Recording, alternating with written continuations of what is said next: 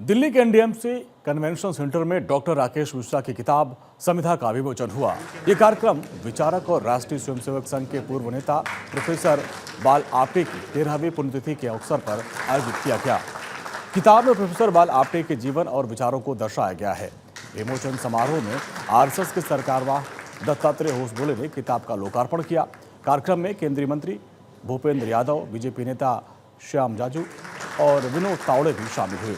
दत्तात्रेय होसबोले ने अपने संबोधन में कहा कि संगठन में छोटे कार्यकर्ताओं की बात सुनना और उनका ध्यान रखना बहुत महत्वपूर्ण है।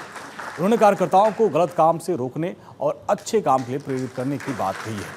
उन्होंने पर्यावरण की चुनौती पर भी जोर दिया, जिसमें बाहरी प्रदूषण के साथ साथ मनुष्य के अंदर के प्रदूषण जैसे अहंकार और भ्रष्टाचार को भी दूर करने की जरूरत बताई। किताब में प्रधानमंत्री नरेंद्र मोदी और अटल बिहारी वाजपेयी के बारे में 6 लेख, दीनदयाल उपाध्याय के बारे में 5 लेख, सरदार पटेल, अमित शाह, महात्मा बुद्ध, मदन दास और धनवंतरी जैसे व्यक्तित्वों पर भी लेख शामिल है। ये आयोजन संगठन के मूल्यों, पर्यावरण संरक्षण और सामाजिक जागरूकता पर जोर देने वाला था।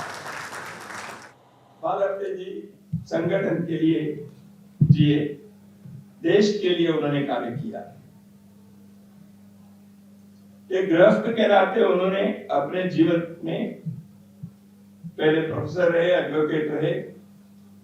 उन्होंने उस कार्य को केवल धनार्जन के लिए, अर्थार्जन के लिए नहीं किया, उसको भी एक मिशन के नाते उन्होंने किया।